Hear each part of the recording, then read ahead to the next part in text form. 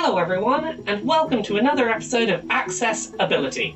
It's a show on YouTube where I talk about the video game industry, accessibility, and representation. Basically, how can we help more people to play games, and more people to see themselves in the games they play? A couple of weeks ago, in late August, developer Don't and publisher Microsoft released the first episode of Tell Me Why, an episodic adventure game set in modern-day Alaska. Tell Me Why follows the template of Don't previous work. It is a choice-based game. It is all about playing as characters, deciding what they're going to do, watching events play out, maybe walking around an environment and seeing what you can find, but it's basically explore a story over several episodes of a big old narrative. Much like Don't previous games, Tell Me Why is about two people with a close relationship and also a little bit of magic powers. In the original Life is Strange, it was two friends who were kind of connected by time travel powers. In Life is Strange 2, it's about two brothers, one of whom has some slightly out of control telekinetic abilities. And in Tell Me Why, it's two twins who have a little bit of twin telepathy and also have the ability to manifest their memories as physical visions in the world. However, today we are largely going to be focusing on one of this pair of twins, Tyler. And I'm not going to be discussing them alone. For the first time on Accessibility, I brought on a special guest. Hi there, my name is Jesse Nowack. I'm an actor and a writer, and I'm also a trans dude, so this game has a bit of a significance to me. Let's talk about Tell Me Why. That's the name of the game. I'm not asking you a question, I'm telling you the... Also, let's try to get through this without making any boy band references. It's gonna be tough, but I will stay strong for you. For you. Tyler is a 20-year-old trans man and a primary playable character in Tell Me Why. Players get to control how he reacts to situations, the choices he makes, and how much of his life he shares with those around him. With playable trans men characters such a rarity in video games, more rare even than playable trans women characters, we wanted to take some time today to examine how Don't handled their depiction of Tyler. We're going to look at what the game gets right about respectful trans representation, where it might stumble a little, and the areas where it skirts the border of getting tropey. When it comes to discussing Don't handling of Tyler in Tell Me Why, the story actually starts a month before the release of the series' first episode. In a confident move, developer Don't posted a Q&A about Tell Me Why a month before the game released, answering a bunch of spoiler-based questions about representation in the series. Considering Don't games are all about their narratives, publishing a Q&A ahead of release that talked openly about plot details right through to possible endings for the final episode was unquestionably a confident move. The Q&A sought to address a lot of common questions trans players have about games ahead of release, mainly about representation tropes and pitfalls that are common in media. The Q&A confirmed to players up front that trans, non-binary and gender non-conforming staff at Don't were involved in the creation of Tyler as a character. Two members of staff from GLAAD consulted on the project, Nick Adams, director of transgender representation, and Blair Durkee, special consultant for gaming. And August Black, the trans man who plays Tyler, was able to alter dialogue during the recording process. These are all really promising signs on paper. Allowing existing trans members of staff input on your trans character, seeking reputable outside consultation from a trans man who specializes in trans representation in media, casting a trans man to play your trans man, and allowing that actor input on the narrative are all hallmarks that you as a company are trying to portray a humanized trans character. It is important, however, to be specific. It does not seem like Don't has any trans members of staff directly on their writing team. The trans staff mentioned appear to all be from other departments within the company. Give me money! I would have loved to help you! A writer who writes for a living and is a trans man and is around Tyler's age,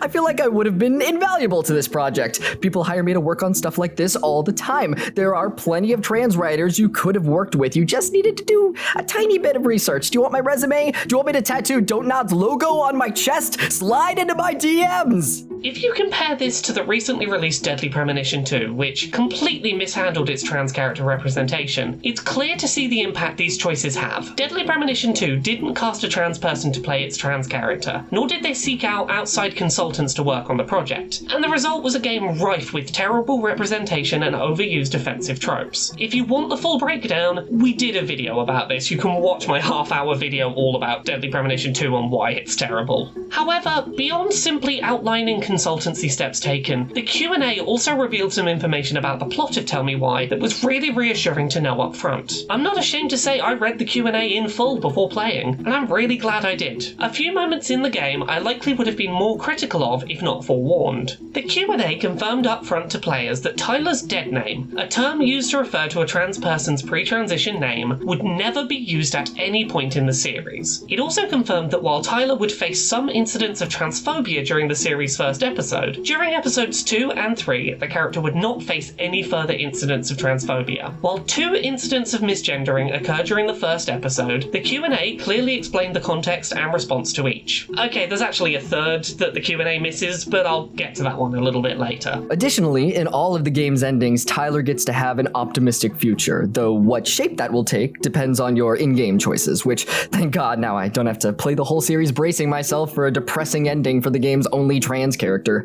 With Life is Strange having 2 endings that are both sad tropes, I was understandably nervous. The Q&A also confirmed that, while Tyler faces 2 incidences of gun-based violence during the first episode, neither of them is motivated by transphobia. One of them is because Tyler is briefly perceived as a home invader, while the other is a little more complicated. The core narrative conceit at the start of Tell Me Why is that Tyler's mother tried to kill him because he had just cut his hair short for the first time and she was transphobic. The opening moments of the game see a young Tyler recounting how his mother pulled a gun on him and he was forced to stab her to death in self-defense. The core motivation of the game's opening is based on this idea that Tyler's mother was a murderous transphobe, and it's quite an unsettlingly dark place for the narrative to start. I had a bit of concern that this was the very first thing we saw, because going in, my one hope was that they didn't make trans men look like violent psychopaths, and then that happened, and I was like, oh no! I will say that something happens that by the end of the first chapter made me feel a whole lot better about that, and I'm so glad.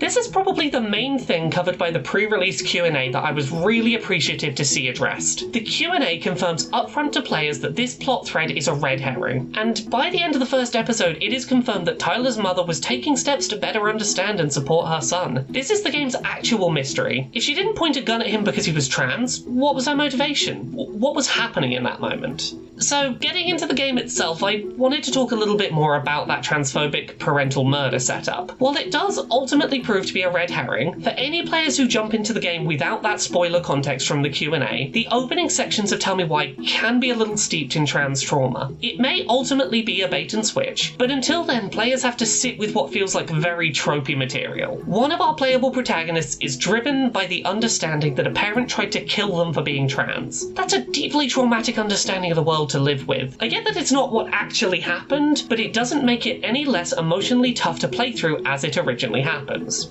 Honestly though, that's my biggest issue with the game by far. Everything else, I think the game handles pretty damn well. When we actually meet Tyler himself in episode 1, he's a really lovely and well-written character. He's a really active part of his community, he's a mentor for young teens who've been through the juvie system, he's a character written with little human contradictions, like the fact he's seriously anti-hunting but loves to go fishing. He's self-assured and confident in his identity. He's not afraid to be direct about his wants and needs. He's funny and he's resourceful. He wants to do things by himself if he can manage. It's really easy for trans men to fall into toxic masculine behavior because if we're trying to fit in with cis dudes, we tend to emulate the quote-unquote most masculine things possible, you know? Don't wear pink, treat women like garbage, feelings are bad. It is much easier to be the bully than be bullied. I definitely used to be a bit of a jerk because I was just trying to be accepted as a dude.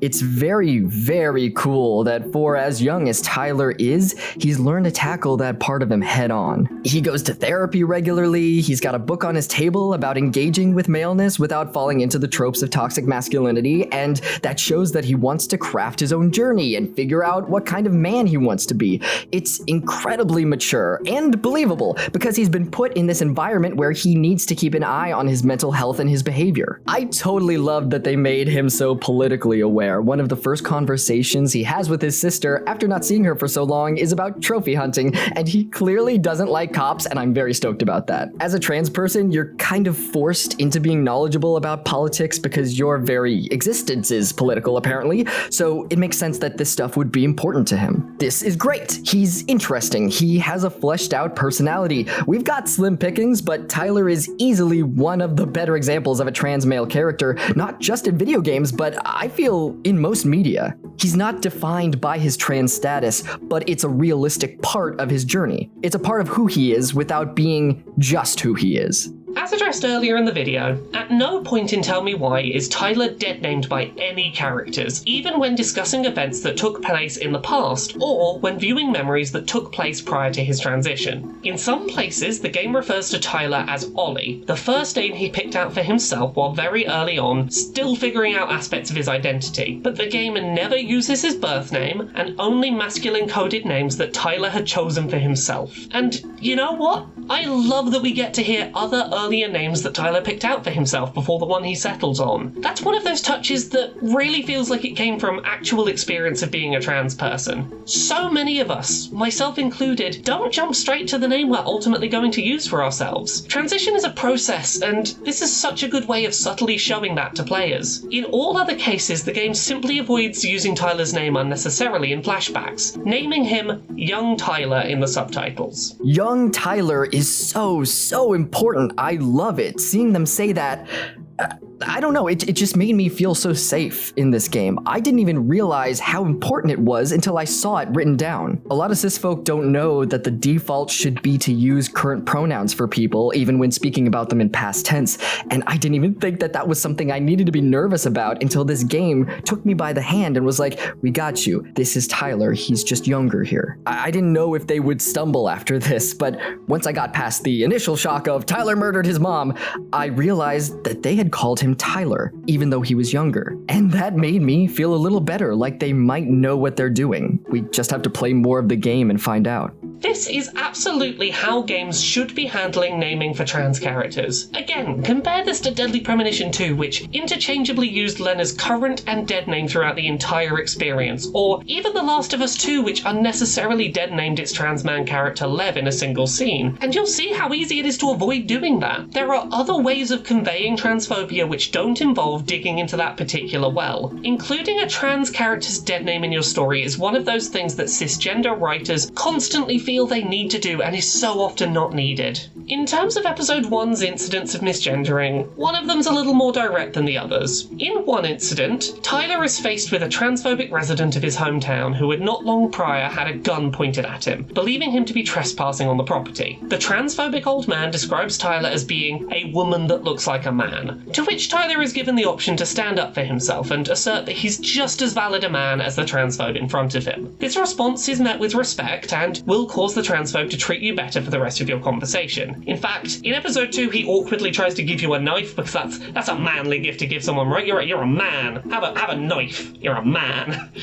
Another example of misgendering takes place in a flashback. Tyler's mother refers to him as being female, and Tyler corrects her. This incident takes place prior to his mother being aware he is trans, which is important context. The final example, not detailed in the pre-release Q&A, occurs in a flashback, when Tyler first asks his sister Allison to cut his hair short for the first time. Allison refers to Tyler as her sister, to which he responds he feels like he would rather be her brother. This is implied to be Allison's first time learning of Tyler's identity, and she instantly accepts him for who he is. The instances of flashback misgendering from Tyler's mother and Allison both contextually make sense. They're for both characters the moment that Tyler really made it clear who he was. Both moments exist to show how the people in his life responded to his coming out, and are pretty simple scenes. The older male transphobe who dead names him is a bit more shock value focused, mainly because it's a scary prospect to defend your identity to a drunk man who isn't afraid to wave a loaded gun around. Thankfully he responds well to being forcefully corrected on his language. I can understand why some trans players might be nervous to stand up to that character, as God, I know I wouldn't trust myself to be safe around an armed transphobe. It's clearly an intense scene to experience. This scene honestly made me a bit nervous as well. Even though it's a video game, even though this guy couldn't hurt me in real life, I've had to deal with exactly this, defending my manhood to someone who could potentially become dangerous. It made me nervous. It was a bunch of pixels on a screen, and I still got nervous. But I didn't back down. As a player, I chose the option that I wanted to. I stood up for myself, and I was rewarded for it. I loved seeing this. It's a tough thing to go back to your hometown after transition and having to deal with everyone who knew you before. Not everyone gets everything right immediately, and I really dig that the game echoed that. You have Sam, who clearly does not interact with LGBTQ+ people on the daily and is not trying to cause offense, but is putting very little effort into it and is just kind of saying whatever he feels like, and bad stuff is falling out of his mouth, and Tyler's just like, no. And that earns you Sam's respect.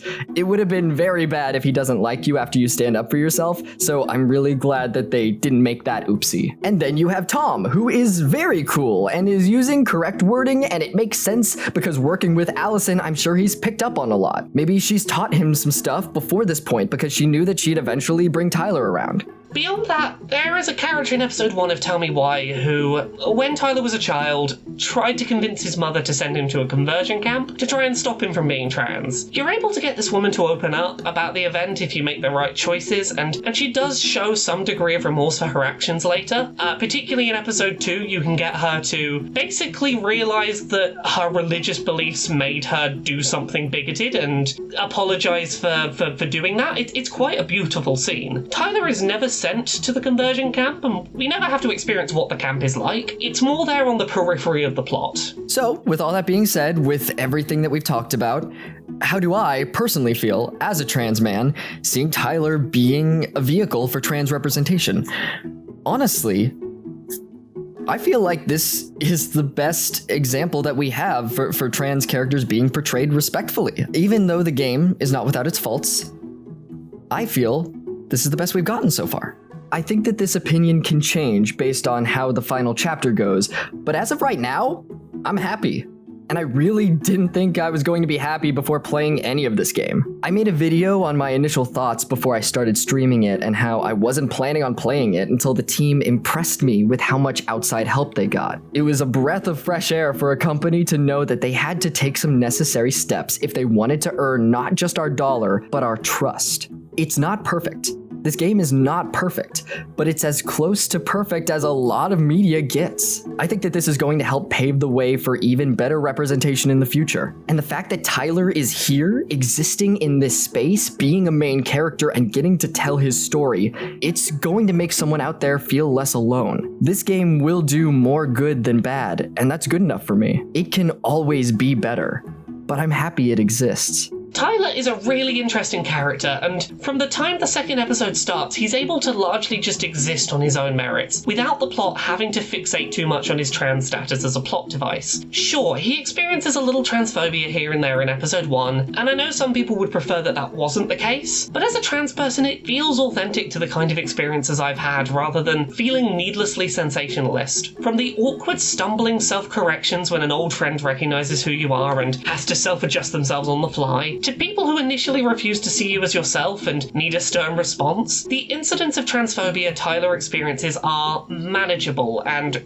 realistically awkward. Most of the characters involved will later apologise to Tyler once they get to know him, and his presence back in town does seem to change some attitudes for the better. The way he talks about his own lived experience feels really authentic. From his discussions of how his body odour changed after starting testosterone, to his awkward, uncomfortable phase when he first started HRT, his dialogue feels written and performed with a real understanding of what it's like to be a trans person. He's not just sharing these parts of himself needlessly with strangers, but when he opens up to his sister about not inviting her to his graduation because he was an acne-covered ball of rage at the time, it feels genuine and real. And do you know what else? He actually calls himself a trans man. Other characters will call him transgender, and that's weirdly kind of amazing. You'd be surprised how many games with positive examples of trans representation we've previously had in games who just sort of dance around that in hushed tones. Lev in The Last of Us 2 is never directly called a trans man. Krem in Dragon Age is never directly called a trans man. Geneva in Horizon Zero Dawn is never called a trans man. It's so often left just ambiguous enough that people who don't like trans characters can deny it as representation. Even Destiny 2's Oryx, the Taken King, was assigned female at birth and later became male. So often games feature clearly trans characters but don't have the guts to call them trans. It's weirdly groundbreaking to have a playable character in a big budget game that actually self-identifies as trans and uses those words. Tyler is far from the first playable trans character in a video game, and certainly not the first playable trans character in a video game to be handled well. Trans people have been publishing indie games about their own lived experiences for years, and many of those are groundbreaking and important works of fiction. Still, it's undeniable that this is probably the first playable trans character in a big budget video game that is actually identified unashamedly as trans in the text of the media and is handled this well. As an actor, I've been so fortunate to be able to play such cool queer characters. I've played trans men who are sharp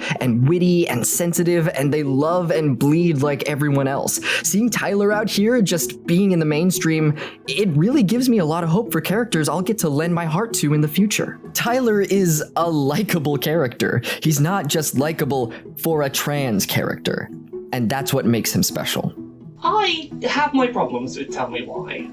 I really wish that they hadn't set up the game with its first few hours being all about a red herring trans trauma narrative. I get what they were doing, but if you didn't read the Q&A up front, that is a couple of hours in which this feels like it's really messing around with tropes that it probably shouldn't be messing around with, and I wish that the first transphobe that you encountered in this game wasn't drunk and wielding a gun. Like, that's not necessary baggage to put to get across that someone's a transphobe. It just puts slightly more terrifying weight on the situation if you're a trans player being reminded of past experiences.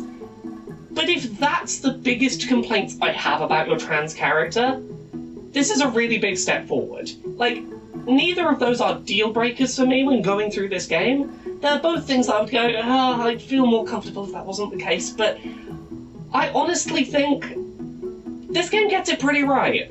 Tyler is a really interesting and well-written character who, the times when he does experience transphobia, they feel rooted in small-town awkwardness. They're very real. They're the kind of experiences you have when you go back home and you see people who haven't seen you in a decade and they don't quite know how to respond because they don't have a reference point for trans people. It's all very believable and it never feels there for shock value, or at least it largely doesn't feel there for shock value. Tyler's dialogue about his lived experiences feels honest, it feels genuine, it feels like it's written from a place of lived experience. But then, outside of that, Tyler gets to have a personality outside of being trans. He is a well-fleshed-out character, but when his trans status does come up, it feels written from a place of... It's full of all those little details that you would only write if you'd gone through transition, if you were a trans person, and those little details are so meaningful when experiencing this story as a trans person. It's so lovely to get to see those little touches make it into the narrative. I know there's a lot of debate within the trans community as to what constitutes proper representation. I know for some people, when we can have a big budget game with a trans lead playable character who never experiences any transphobia, that's true representation, and I can totally understand that. That is a really valid perspective. I know for others, we will have reached proper representation when we can have a villain in a piece of media who is trans and it doesn't come across as queerbaiting. It doesn't come across as you've made that villain trans because that makes them seem more evil, and that's a totally valid perspective as well. But I honestly think for where we're at right now, Tyler is the kind of trans representation we need more of in games. He experiences transphobia, yes, but it's largely grounded. It's largely a reflection of things that trans people do have to go through, and it's not lingered on. It happens within the first episode of Tell Me Why. The other two episodes, 2/3 of this narrative, just don't bother with it. It's not perfect, there are things I would change, but for where we're at right now, I am so happy that Tyler as a character exists, and I would love to see more trans characters given this level of prominence and treated in this kind of manner. I think that would really help us move forward. I don't want to repeat things that I've said in my own very short video that I did on this game, but I will say this game is really important.